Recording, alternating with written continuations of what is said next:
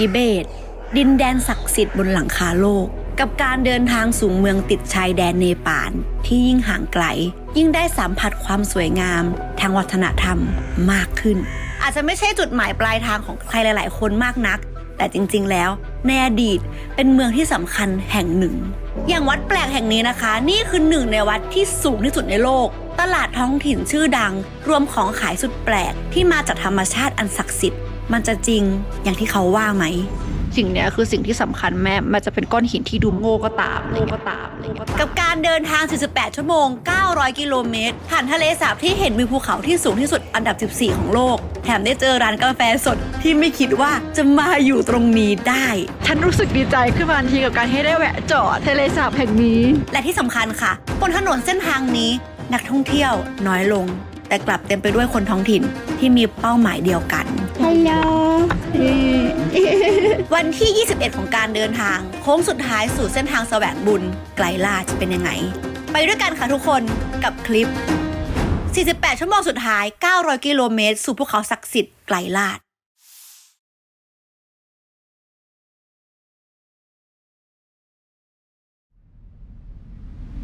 คลิปที่แล้วนะคะเราเดินทางมา2วันเต็มๆเลยค่ะผ่านหลากหลายสถานที่ไฮไลท์หลายจุดเลยนะท่ามกลางบรรยากาศธรรมชาติวัฒนธรรมที่สวยงามของคนทิเบตและเป็นการมองเห็นยอดเขาเอเวอเรสต์ที่ง่ายกว่าที่คิดค่ะแต่คลิปนี้ค่ะทุกคนจะเป็นคนละความรู้สึกกันเลยค่ะซึ่งจะเป็นยังไงเดินทางไปด้วยกันค่ะสวัสดียามเช้าค่ะทุกคนตอนนี้ก็เป็นเวลา7:30แล้วนะคะเราก็มานั่งดูวิวของภูเขาเอเวอเรสต์ที่สะท้อนกับแสงพระอาทิตย์ยามเช้านะบรรยากาศยามเช้าก็เงียบสงบมากๆได้ยินเสียงน้ำไหลผ่านนะคะแบบแม่น้ำตรงนั้นเสียงดังสบายหูมากแบบว่าเป็นเช้าที่แบบรู้สึกสดชื่นมากแบบตื่นมาจากหน้าที่พักคือมองเห็นเอเวอเรสต์ที่แบบว่าเป็นอย่างเงี้ยแบบลูกใหญ่ๆแบบเนี้ยตั้งแต่หน้าที่พักเลยนะคลิปนี้เราก็จะเดินทางกันต่อค่ะถ้าใครได้ดูคลิปที่แล้วเนาะก็อย่างที่เราได้คุยกับพี่เด่นชุนไปว่าภูเขาหิมาลัยหรือว่าเอเวอเรสต์เนี่ยสำหรับคนทิเบตแล้วนั้นอะไม่ได้สำคัญเท่าภูเขาที่ชื่อว่าไกรลาดซึ่งภูเขาไกรลาดเนี่ยเป็นภูเขาที่ศักดิ์สิทธิ์มากๆแบบ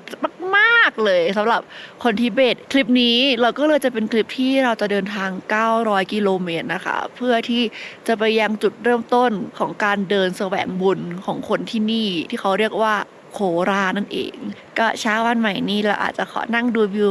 เงียบๆของหิมาลัยให้มันชื่นใจแล้วก็คุ้มค่าที่สุดกับการเดินทางมาไหนๆวิวมันก็สวยขนาดนี้แล้วฟ้ามันเคลียร์ขนาดนี้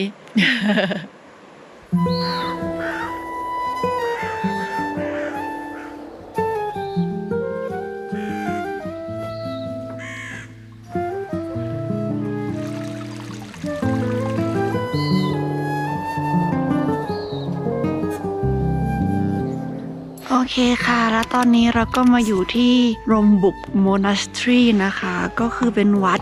ที่สูงที่สุดในทิเบตนะคะก็จริงๆเขาก็ยังเถียงกันอยู่ว่าวัดนี้สูงสุดหรือว่าอีกวัดหนึ่งที่เราจะไปเนี่ยสูงกว่ากันนะคะแต่ว่าก็มีหลายคนเชื่อว่าที่เนี่ยสูงที่สุดสำหรับวัดรมบุกโมนาสทรีแห่งนี้นะซึ่งวิวของเขาก็คือจะเป็นเหมือนเจดีย์ที่ตั้งคู่กับเอเวอเรสต์เลยนะคะสวยมากๆซึ่งจริงๆวัดเนี้ยเขามีความแปลกอยู่อย่างหนึ่งก็คือตั้งแต่ที่เราไปพระราชวังโพธารามหรือว่าหลายๆโมนาสทรีใช่ไหมพระที่เป็นผู้ชายก็คือจะต้องแยกกันวัดหนึ่งก็คือของพระวัดนึงก็คือของแม่ชีใช่ไหมแต่ว่าวัดนี้เนี่ยก็คือเขาจะรวมกันทั้งพระและแม่ชีก็คือเหมือนเมื่อก่อนเนี่ยเขาจะแยกกันทำคนละช่วงเวลาสมมติว่าแม่ชีเสร็จแล้วพระถึงจะเข้าไปต่ออะไรอย่างเงี้ยแต่ว่าเมื่อวัดสร้างเสร็จแล้วนะคะทุกคนก็เห็นพ้องต้องกันว่าเอาเถอะเรามานั่งทำพร้อมกันดีกว่าอะไรเงี้ยก็เลยน่าจะเป็นวัดแปลกวัดหนึ่งในทิเบตนะที่ทั้งแม่ชีแล้วก็พระเนี่ยเรียนแล้วก็ทำพิธีพร้อมกันร่วมกันอะไรแบบนั้นเองก็เดี๋ยวเราก็จะเข้าไปข้างในว้าวเงียบสงบมากๆBut this is later, not very old. The Zarongbo, old Zarongbo is the near the base camp there. ก็คือเขาบอกว่าจริงๆแล้วว่าที่เนี่ยเป็นวัดที่สร้างขึ้นมาใหม่ แต่ว่าก็คือเก่าแหละแต่ว่าไม่ได้เก่าเท่ารมบกออริจินอลที่อยู่ทางตรงนู้นนะคะซึ่งจริงๆเราที่เรานอนเนี่ยถึงแม้เขาจะเรียกว่า Everest Base Camp นะแต่ว่าจริงๆแล้วอ่ะคือเราจะต้องเดินไปอีกประมาณ8 กิโลถึงจะถึง Base Camp จริงๆตรงนั้นนี่แหละก็จะอยู่ใกล้กับวัดรมบุกของออริจินอลถึงแม้ว่ามันจะคืออันใหม่ที่สร้างมาแต่ก็คือ200 ปีเหมือนกันนะคะทุกคนแต่อันเก่าเนี่ยคือ1,000 ปีแต่ว่าก็เหมือนแบบโดนทำลายกลายเป็นซากไปแล้วแล้วก็เหลือแค่พระรูปเดียวที่ยังดูแลรักษาโมนาสทรีของรมบุกตรงนั้นเอาไว้แต่ว่าในหลายๆโมนาสทรีหรือว่าเทมเพลในทิเบตเนี่ยก็คือจะผ่านการโดนทำลายมาเนาะเพราะว่ามันจะผ่านในช่วงของ culture evolution เขาก็จะเหมือนแบบกวาดล้างในเรื่องของศาสนาแบบว่าเขาก็เชื่อว่าการศาสนาเนี่ยเหมือนยาเสพติดอะไรเงี้ยก็คือคล้ายๆมองโกเลียที่เขาก็จะกวาดล้างไม่ให้มีอยู่อะไรเงี้ยก็จะเหลือน้อยลงไปเรื่อยๆนะคะซึ่งเขาบอกว่าวัดรมบกก็คือเป็นหนึ่งในวัดที่สำคัญของชาวเชอร์ปาที่อยู่ทางตีนเขาของฮิมาลัย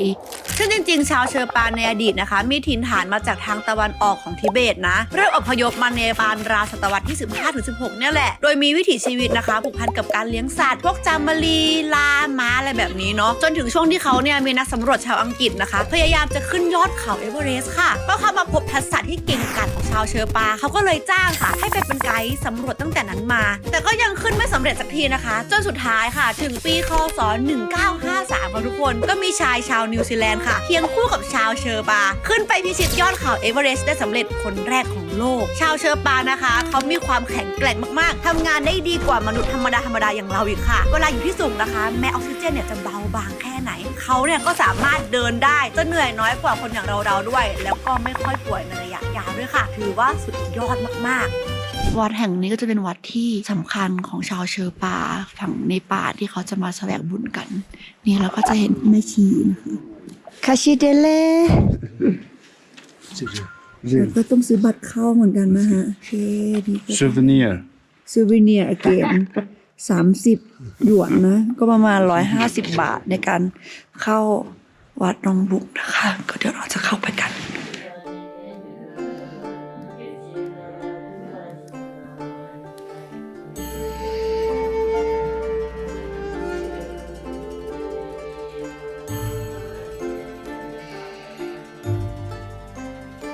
But I can see like even they monastery nearby the Everest, but the picture is still Kailash Mountain. Yes. Yeah. Wanted to keep like that, right? And also in Denmark, even monks, right? Yeah. Not dead. ทุกคนคิดดูดิเป็นวัดที่อยู่ใกล้เอเวอเรสต์ภูเขาเอเวอเรสต์ที่เราสำหรับเราสำคัญมากที่สุดใช่ปะแต่ในวัดอะไม่มีรูปของเขาเอเวอเรสต์เลยแต่เป็นรูปของเขาไกลาชตรงนั้นก็คือเป็นเขาศักดิ์สิทธิ์มากที่แทบจะมีในทุกๆวัดเขาก็จะนับถือว่าเขาลูกนี้เป็นเหมือนเขาของแบบพระเจ้าใสอยู่อะไรประมาณนั้นนะคะฝั่งนู้นก็กำลังดูเรื่องที่เราบริจาคเงินให้อยู่นะคะส่วนเรา2 คนนั้นก็มาเยี่ยมชมบรรยากาศสวยงามมากรู้สึกว่ามันเนี่ยคือเข้าถึงมากๆและเช้าวันนี้นะคะเห็นชุนก็พาเราเข้าไปในห้องอาหารไปสัมผัสกิจวัตรประจำวันของลามะแล้วก็แม่ชีมากขึ้นค่ะก็จะเห็นบรรยากาศในการเตรียมอาหารในช่วงเช้าลามะบางท่านนะคะก็นั่งศึกษาพระธรรมแลกเปลี่ยนกันละกันก็เป็นสิ่งที่ไม่คิดเหมือนกันนะคะว่าในชีวิตนี้เนี่ยเราจะได้มาเห็นนี่คือหนังสือบทสวด What is it called? This is a collection. The collection means that one master he's many topics. So sometimes maybe prayer, sometimes maybe philosophy, and many So different it depends on the collection. book. Yeah. It's not all the same. Have many book about what this one. This is Buddhism, like Tantra Sutta, two different, right? Tantra is like practice, like God meditation, something like that. It's deeper. So that's why it's hidden. เหมือนว่าเดนชุนเนี่ยเขาก็พยายามอธิบายว่าแบบหนังสือแต่ละเล่มเนี่ยมันก็เหมือนแต่ละบทแล้วก็แต่ละบทของหนังสือเนี่ยมันก็แล้วแต่วิธีการสอนด้วยเพราะว่าในอย่างทิเบตเขาก็จะมี3 Do you have a 3นี่เขากำลังจะเปิดเขาก็จะมีแบบหลายๆวิธีการเพื่อจะไปตรัสรู้อะไรอย่างงี้ใช่ไหมซึ่งก็แล้วแต่ว่าใครจะเชื่อด้านไหนอะไรเงี้ยซึ่ง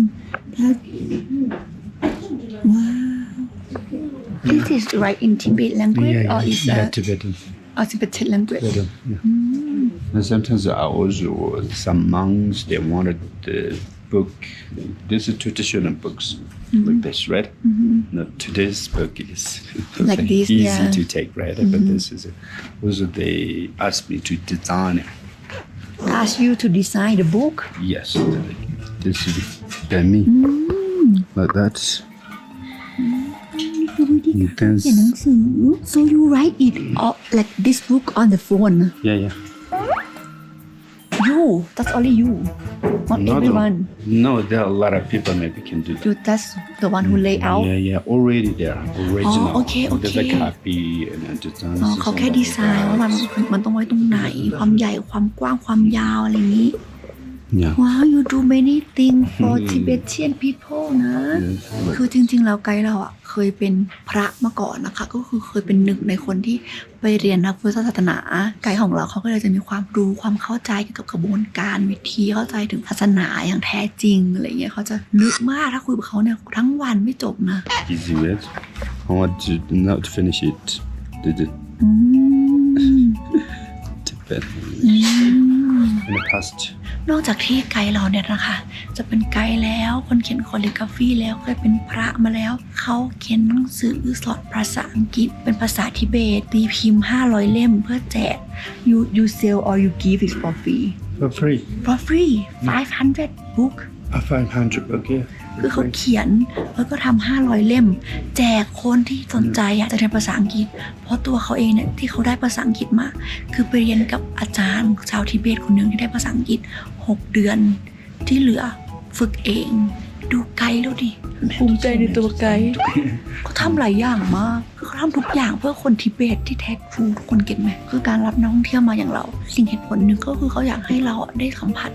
เข้าใจความเป็นวัฒนธรรมทิเบตอย่างแท้จริงแบบโดยแท้จริงนะเขาก็อยากจะให้แบบคนได้แบบรักในความเป็นทิเบตที่แบบเขาแบบโตมาอะไรอย่างเงี้ย Okay, we should We should go? Yes, otherwise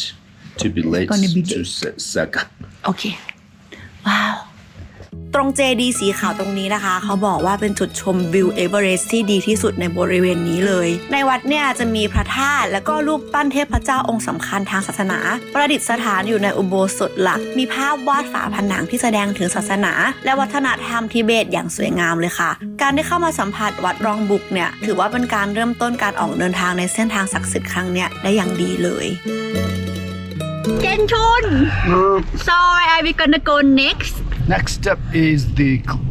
lake lake Pikukto. Pikusu so along the way we gonna stop Yes, To of the lake. course, to The the lake and the mountain Shishapangma. wow Shishapangma too Left side. okay let's see Let's see.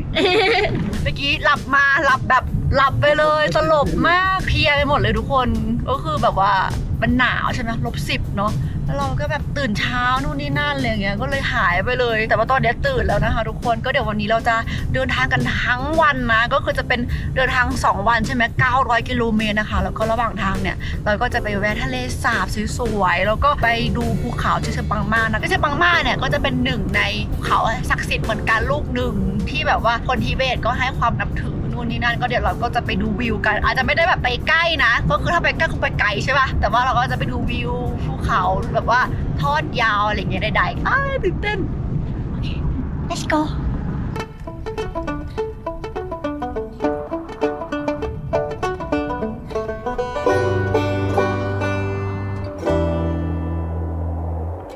นี่คือรูปที่เขาโฆษณาไว้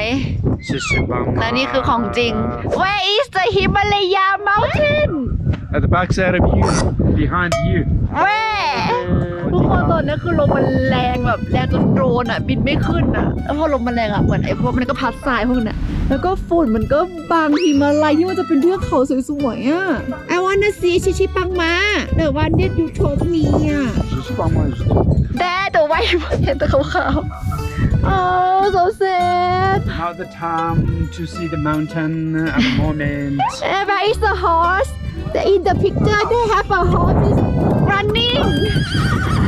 ทุกคนตอนที่ทัวร์เขาติดต่อมาใช่ไหมโอ้โหจุดนี้คือจุดที่สวยมากสวยแบบใจหายแบบโหน่ามาที่สุด แต่ว่าจริงๆแล้วเขาบอกว่าไอ้ทะเลสาบอันเนี้ยเขาเรียกว่าเป็นทะเลสาบแบบอินดี้นะเป็นทะเลสาบที่ไม่ค่อยได้รับความสนใจเท่าไหร่ถ้าเทียบกับยำรกที่เราไปมาในวันแรกคลิปที่แล้วใช่ปะนั้นคนจะเยอะมากแต่อันนี้ก็คือแบบคนก็แทบจะแบบไม่มีนะมีแค่เราเนี่ยแล้วก็ไกด์เนี่ยแต่ก็เข้าใจได้แล้วแหละเพราะว่ามันแบบต้องอาศัยแบบสภาพอากาศจริงๆอะแล้วก็ตอนนี้ก็อยู่ความสูงที่ 4,590 นะคะไปกันต่อด้วยอู้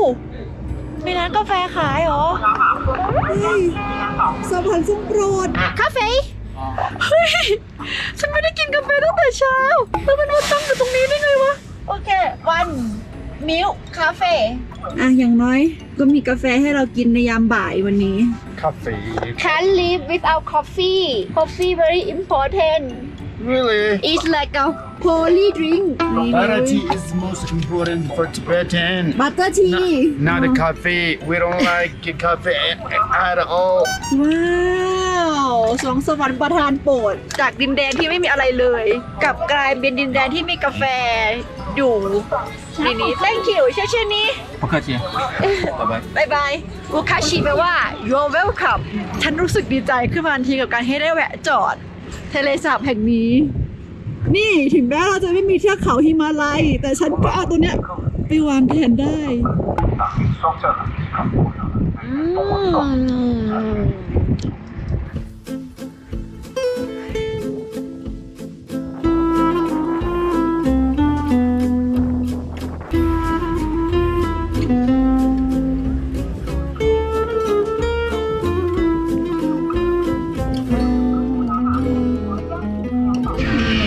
กำลังให้ไกด์ดู You? It's me That is not me That is rapper ให้เด่นชุนดูว่าเราอ่ะเป็นนักแสดงนางงงเพราะว่าตอนนั้นน่ะมีเหมือนแบบตมอะไรเงี้ยเขาถามว่าทำอาชีพอะไรก็เลยบอกว่าเป็นนักแสดงอะไรอย่างงี้เขาก็ตกใจเขาบอกคุณเป็น actress หรออะไรเงี้ยเขาไม่เชื่อก็เลยเปิดเพลง MV น้องให้ดู Am I beautiful Yes. like now Absolutely. really Yes. Like a Tara. like what Like a Tara. what is Tara Female god. female god Yeah, very beautiful. Tara Tara. โอ้กลายเป็นฟีเมลกอดไปแล้วล่าสุด Where are we gonna go next The next is the Saka town. สกัดเทานะก็จะเป็นเมืองที่เราก็จะผ่านเส้นที่จะอยู่แบบว่าเป็นเหมือนชายแดนที่ใกล้เนปาลมากๆจะแบบว่ามีทางแยกที่จะไปเลลาดักเหมือนกันก็คือไปอินเดียอะไรอย่างเงี้ยก็เดี๋ยวเดินทางกันต่อวันนี้ยาวๆไม่ได้ทำอะไรมากนะคะอ่ะ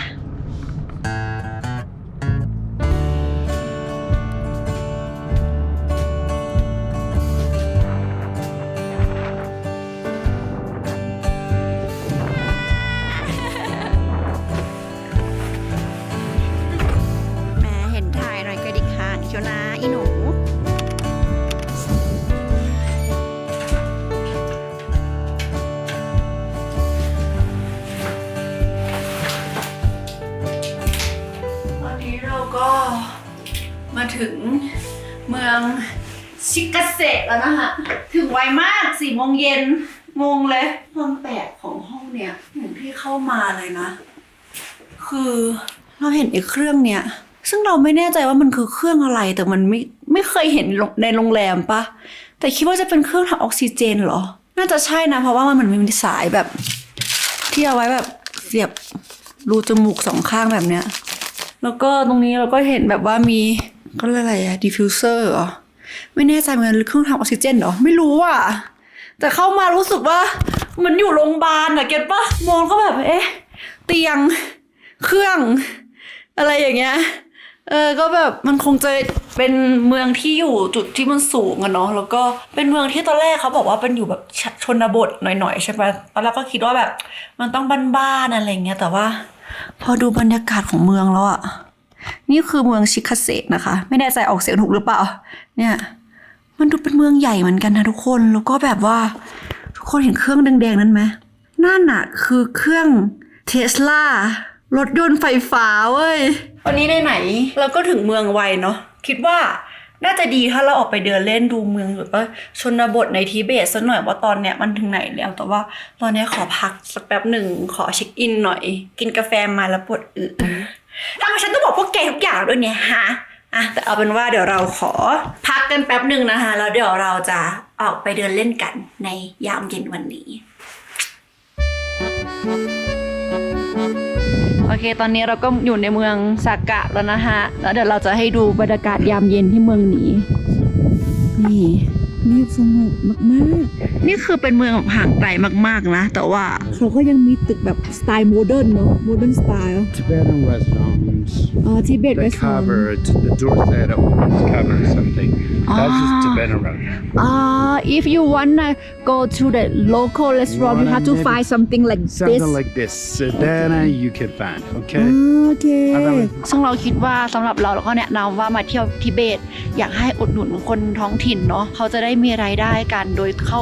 โดยตรงอะไรแบบเนี้ย I want to eat local Yeah, this is local. okay This is the cover. this one wow hello Skashidele again To see somewhere here, wherever.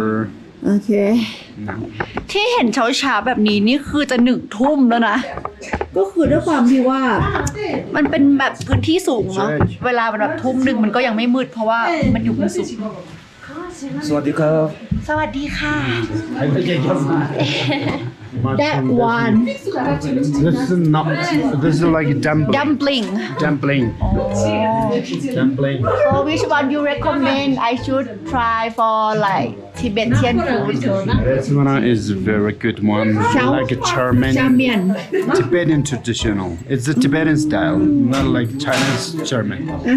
That one That one. This one. okay but I don't like kind of this spaghetti Okay, do you have then- another one เหมือนเอาลมแบบเวลามีแฟนเนาะช่วยเลือกให้หน่อยแล้วก็ไปกินอะไรเงี้ย That one They don't have. how about this one This one. yeah This is not so good. It's Chinese style. this one Yeah, maybe. จะหมดร้านแล้วด้วย Yeah. You can beef, right? this one is Tibetan style Yeah. Let's. okay I will go for that one Okay. okay With the rice, right? with the rice yeah and Just finish it. finish หมดอีกแล้ว how about this one เด่นชุน Most of them is finish it. Okay. most service is gone finish Yeah. Now they have the noodle dumpling. okay เด่นชุน I will go for that one first one Dinda. okay and one sweet tea สุดท้ายก็เอาอันแรกค่ะ อันนี้ก็คือสวีททีนะคะเป็นชาที่เราชอบมากๆ因为蒋师傅要去2次嘛，我就给你提前 ก็ 说 คือ 一下。 ถ้าร้านไหนหรือแบบที่ไหนมีไอเมนูเนี้ยฉันก็จะสั่งใช่ไหมแล้วเมื่อกี้เพิ่งคุยกับเด่นชุนไปมันก็คือคล้ายๆกับชัยที่อินเดียเว้ยก็ถามเขาว่านี่คือ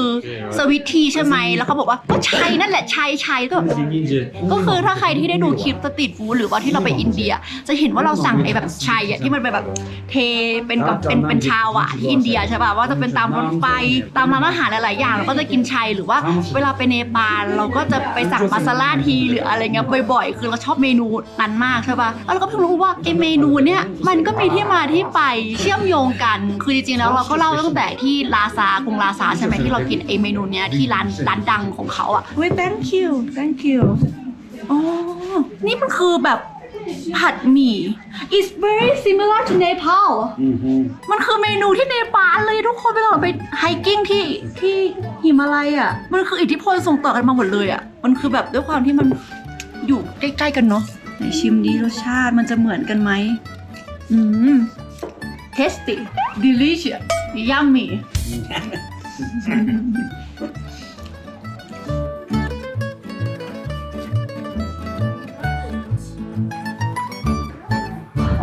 ร้านเนปาล Clothing store. อ๋อเป็นร้านของแบบสไตล์ของเนปาลิส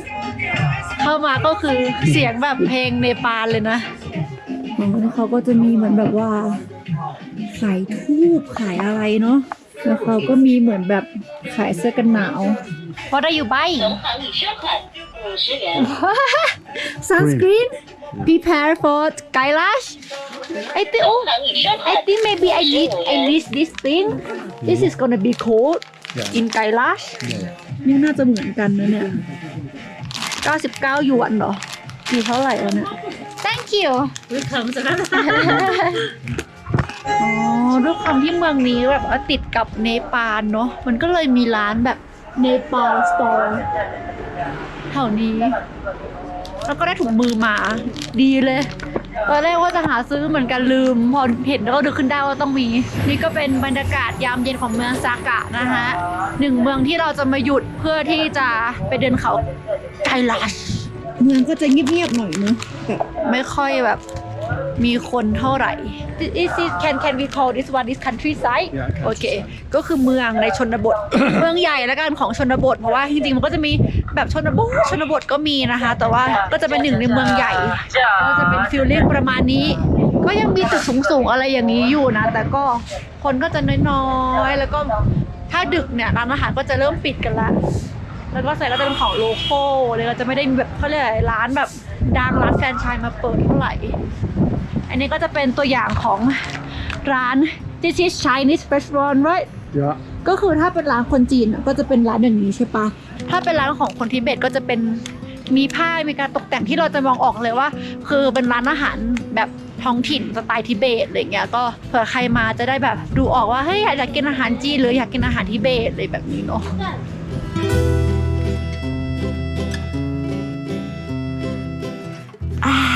สวัสดียามดึกค่ะทุกคนนี่กำลังจะมาร์กหน้านอนนะสงสัยสิว่าเอามาร์กมาจากไหนตรงที่เราไปเดินเล่นมามันมีแบบซุปเปอร์มาร์เก็ตใหญ่มากขนมขายทุกอย่างคือแบบใหญ่ขายเครื่องสำอางแล้วก็มีขายที่มาร์กหน้าด้วยนะก็หน้ามันแห้งมากทุกคนคืออากาศมันแห้งมากก็เลยมีที่มาร์กหน้าก็ขอมาร์กหน้าก่อนนอนซึ่งเดี๋ยวพรุ่งนี้ก็จะเป็นวันที่เราก็จะเดินทางกันอีกวันหนึ่งเพื่อไปเขาไกรลาชนะคะเจอกันพรุ่งนี้เดี๋ยวไปมักหน้าแป๊บนึงนะแล้วเจอกันตอนเช้าค่ะ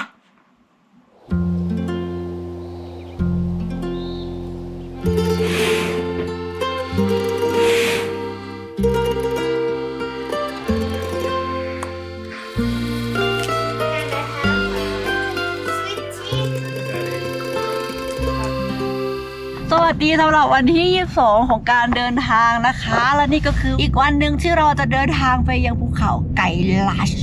จะสารภาพว่าเมื่อคืนนอนตี 4เพราะว่าแต่แบบฟังเพลง Taylor Swift เขาเพิ่งปล่อยอัลบั้มมาเมื่ออาทิตย์ก่อนปะจำไม่ได้ละแล้วนั่งฟังก่อน30 กว่าเพลงก็เลยแบบดึกมากก็เลยไม่รู้ว่าวันนี้จะง่วงเดี๋ยวจะหลับระหว่างทางไหมนะแต่ว่าก็เดี๋ยววันนี้เราก็จะมีแวะระหว่างทางด้วยแต่ว่าระยะทางรวมแล้วนั้นเราก็จะขับกันประมาณ8 ชั่วโมงเพื่อที่จะไปเมืองดาชินที่เป็นเหมือนเมืองที่เป็นจุดเริ่มต้นที่เราจะไปนอนเพื่อที่จะเดิน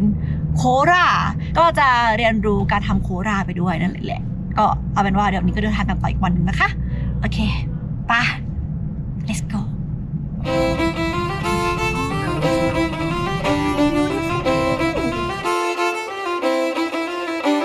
ทุกคนนี่คือวิวระหว่างทาง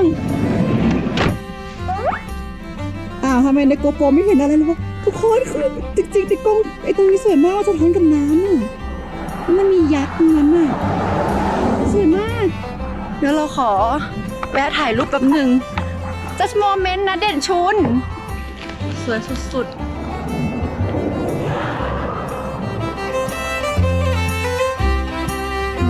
สวยมาก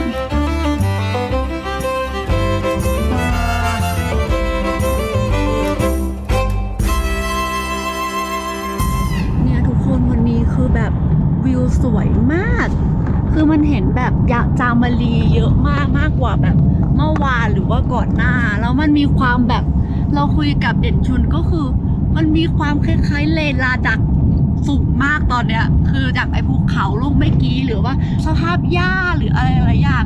ทำให้เราคิดถึงเลลาดักมากแล้วเมื่อกี้เด่นชุนบอกว่าจะไม่คล้ายได้ไงก็เราอยู่ตรงชายแดนตรงข้ามก็คือเลลาดักแล้วมันก็อยู่ใกล้ๆกันเนี่ยมันก็เหมือนกันสิอะไรเงี้ยแล้วก็เลยเอ้าเหรอ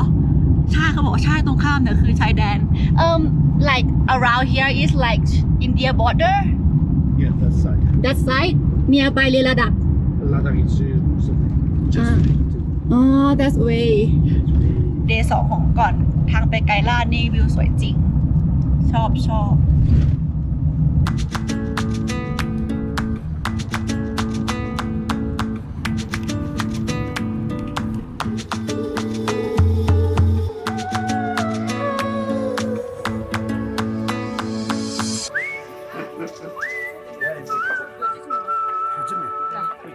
ตอนนี้ก็เป็นเวลาบ่ายโมงนะคะแล้วแน่นอนแล้วก็รีเควสว่าเราขอทานร้านอาหาร local like traditional food Tibetan Yes. You restaurant. See, yeah, you see there. ใช่ แล้วก็ตอนเนี้ย Any picture? บรรยากาศก็คือคนแบบโลคอลทั้งร้าน แล้วบรรยากาศมันก็ลุกคึกคืน เราก็เลยถามไกด์ว่าเฮ้ยทำไมร้านนี้คนเยอะจัง You can see. ไกด์เด่นชุนเนี่ยเขาก็เลยบอกว่า เพราะว่าคนที่เราเห็นอยู่ทั้งร้านเนี่ย ทุกคนคือมาจากกรุงลาซานะคะ ก็คือเมืองหลวงของทิเบต เพื่อที่กำลังจะเดินทางไปยังจุดหมายเดียวกับเรานั่นก็คือไปยังเขาไกลาช เขาไกลาช they all go to ไกลาช mountain Nice. to do a Kora Yes. อ๋อ We'll ก็ get together, okay? คือทุกคนคือไปแสวงบุญที่เขาไกรราชก็คือการไปเดินโคราชคือการเดินรอบที่เราจะไปเดินกันใช่ไหมแล้วก็เริ่มเห็นบรรยากาศแล้วของแบบผู้คนที่มากันเยอะมากขึ้น แต่ว่าบรรยากาศที่แตกต่างก็คือนักท่องเที่ยวหายหมดเลย ไม่มีเลยเหลือแต่คนโลคอลมันก็เลยเป็นอะไรที่แบบแปลกสำหรับเราที่แบบจากคนแบบนักท่องเที่ยวเยอะๆต่อแถวถ่ายรูปใช่ป่ะเหลือแบบชุด traditional มากๆอะไรอย่างเงี้ยคาชิเดเลกุงกำซังฮัลโหลเห็นว่าน่ารักมากเลยอ่ะคือเขาแบบเป็นแบบแก๊งคุณแม่คุณป้าคุณยายมานั่งแบบกินอาหารกันอ่ะแล้วมันก็เป็นแบบมันเป็นท้องถิ่นมากขึ้นมากๆเราก็รู้สึกว่าตื่นเต้นแล้วก็ทั้งร้านนี่ก็คือทุกคนไปเป้าหมายเดียวกันและนี่ก็เป็นอาหารที่เรากำลังจะสั่งมานะคะอันนี้ของคุณแม่คนนี้นี่ชุดน่ารักมากเลยอ่ะชุดแบบท้องถิ่นตลอดทางที่ขับมาคือสวยมากแล้วแบบมันเงียบสงบมากมันแบบท้องถิ่นชนบทคือมันพอมันยิ่งไกลขึ้นเรื่อยๆมันก็ยิ่งแบบเงียบสงบมากขึ้นเรื่อยๆอะไรเงี้ยแล้วแบบชอบมากๆ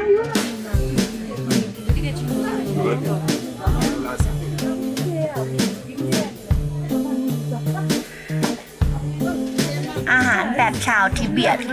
อะไรวะทิเบตข้าวแล้วก็วุ้นเส้นแล้วก็ผักนะคะ แล้วก็มีเนื้อน่าจะเป็น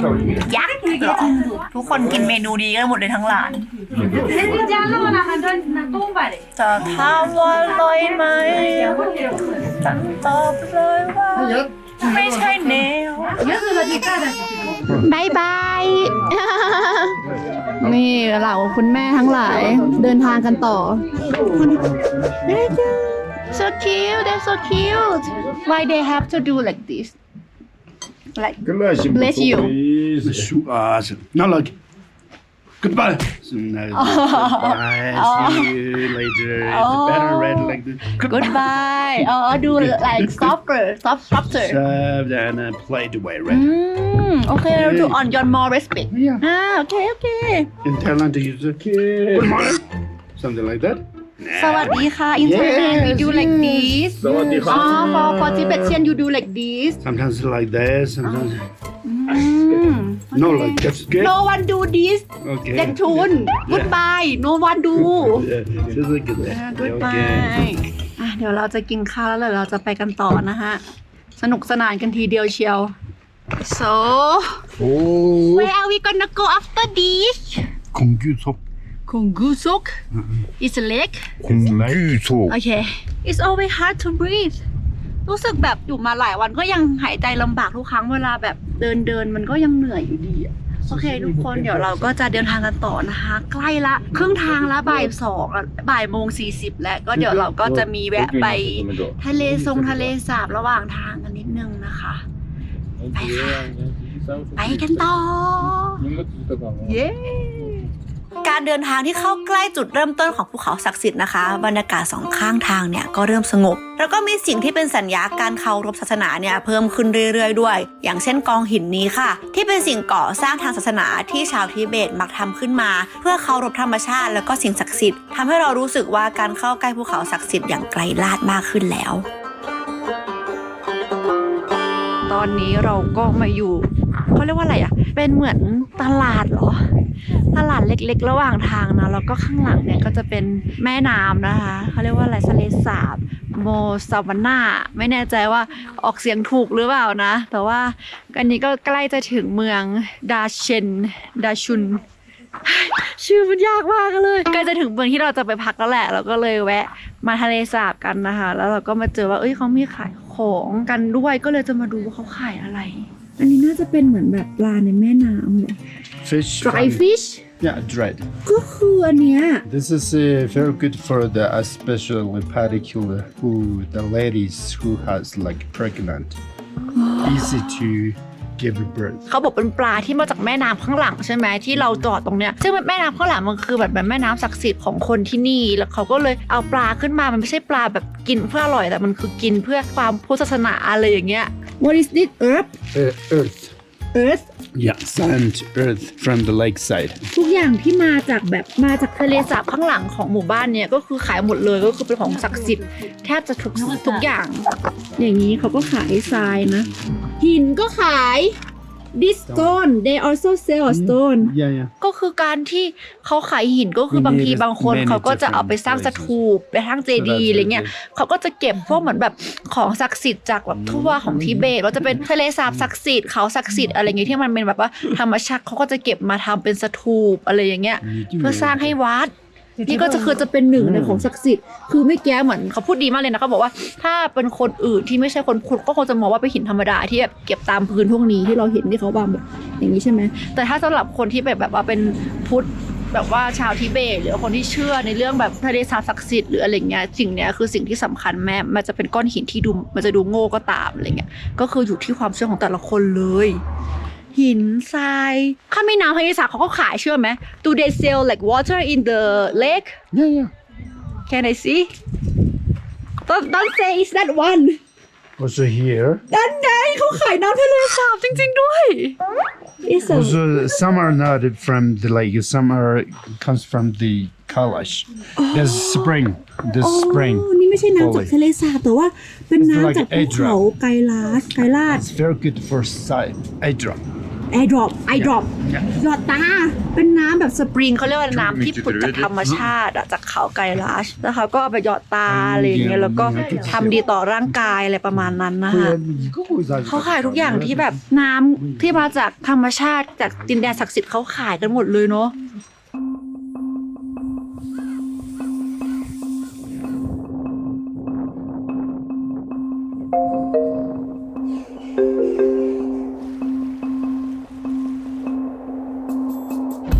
โอเคค่ะทุกคน